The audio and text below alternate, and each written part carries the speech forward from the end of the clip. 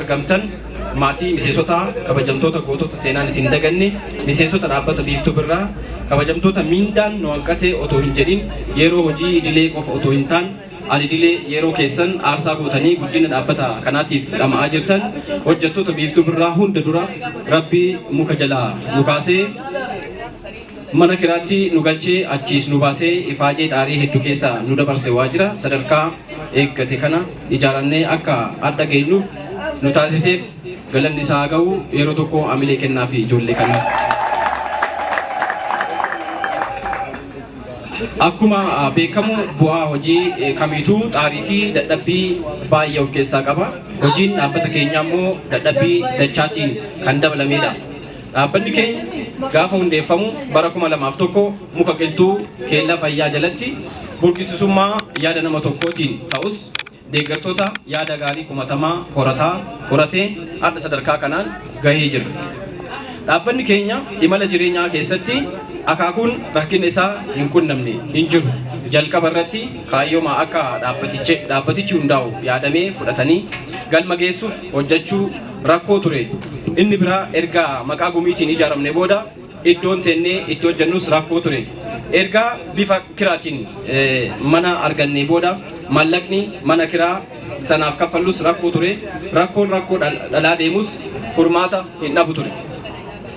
Bara 2001tti ammajjii 25 muka qilxuu jalatti gumiin biiftuu birraa hundaa'ee achitti saantima 25 walitti buusaa dargaggoonni torbeedhaan sagantaa buna dhugaa qopheessaa mata dureewwan garaagaraa irratti gaazexaa fi baruulee garaagaraatti funaanaa mari'ataa mukuma jala erga turanii booda madda galii barbaaduun dhimma ijoo waan tureef garee aartii hundeessuun isaanis hojii isaanii idilee akka hojjetaniif gara naannoo ibsaan jirutti deemuudhaan hojii isaanii akka hojjetaniif mana abbaa dhuunfaa ji'atti qarshii 80 mooraa guutuu kireeffanne.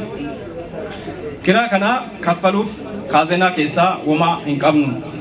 Maasaa qonnaan bulaa kiraa ximmaadii tokko qarshii 50 dinnicha shuqunuu eegallee gaafa nuti warri dargaggoota maasaa namaa kiraa shuqunuu shamarran buna dhaabanii qorsoo akaa'anii maasatti nu fidu.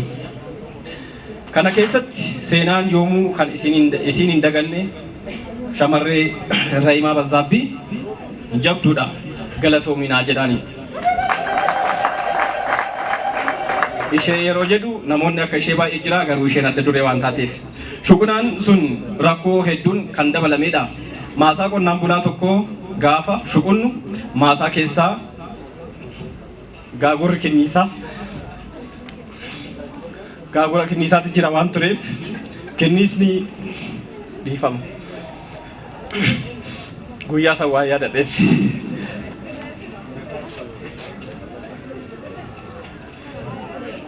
Kinniisni gaagura keessaa jigee dargaggoota hedduu hiddee abdii kutatanii warri gaafsan nugatanii lixanis hedduu kan xiiqii itti horree hanga sa'aatii kanaatti aarsaa kafalanii jiru kan amma nu wajjin jiran jechaadha. Ergaa kana goone mana kiraatti gallee ji'oota muraasa turree booda waan kafaluu dhabnee teessuma qabnu otoo hin hafin abbaan dhuunfaa nu jalaa fudhatee balbala nutti cufee keessaa nu aree. Achittis kan nu jalaa fudhatame meeshaadha malee kaayoo kennaa miti. Kaayoo kenna waan hin taaneef achii baanee mana barumsaa Malkaa Odaatti hojii eegalle. Achittis erga hojjetaa turreen booda gara bulchiinsa ganda buttee fiidichaa dhufuun kutaa yakkamaan itti tursiifamutti kabajamoo bulchaa gandaa yoo sanii obbo Maashoo Oriyaa fi manajara gandaa obbo Muudii Aliitiin iddoon sun nuuf kennamee kutaa tokko irratti hojii eegalle. Kabajamoo obbo Tashomee, kabajamoo obbo Baldaa, kabajamoo obbo Maameeoo. Kabajamtoota keessummoota keenya wanni kana hundaa isiniif kaasaa jiruuf rakkinoota meeqa dandeenyee akka dhageenye akka nuuf bartaniif. Dargaggoonni dhaabbata biiftuu birraa ijaaran hamaan warra rakkoo fi hoomaan isaanii warra rakkoo fi harka hin kennanne akka ta'an agarsiisuudhaaf malee isin gaddisiisuuf miti. Hooggantoonni biiftuu birraa yeroo itti mana kiraa gumii kanaaf kaffalu jedhanii qarshii 200 liqeeffatanii deebisuu dadhabanii tumamanii baqaqanii dhiigni isaanii jigeerutu jira. Yeroo itti sagantaa hojjechuuf dibbee hodhuu fi halkan mana namaatti gogaa kadhatanii otoo galan bineensi isaan ari'eerutu jira. Kana hunda ce'anii adda ga'aniiru.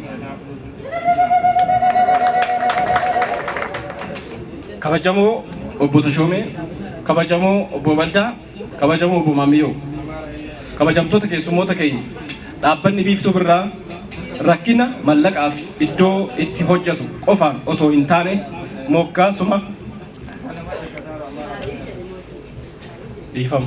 moggaasuma maqaa isaatiin illee dhaabbata qoratamaa turedha. Dhaabbata qormaata guddaa keessaa galee turedha. Qaamoleen waliin hojjannu garagaraa maqaa kana jijjiiratan malee sadarkaa biyyaalessaatti dorgomaa ta'uu hin dandeettan. Jijjiiradhaa. Biiftuu Birraa jedhu kana nuun jedhaa turan.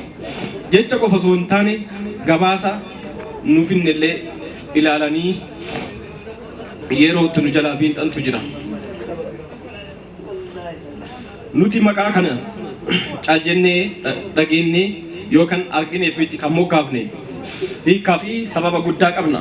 Rakkinoota hunda dabarsinee ergaa bara 2004 waajjira dhimma dargaggootaaf ispoortii bulchiinsa magaalaa Shaashamannee irraa beekamtii argannee seera qabeessa taanee irraa jalqabnee sadarkaa magaalaa fi aanotatti hojiilee boonsaa ta'an hedduu hojjannee jirra.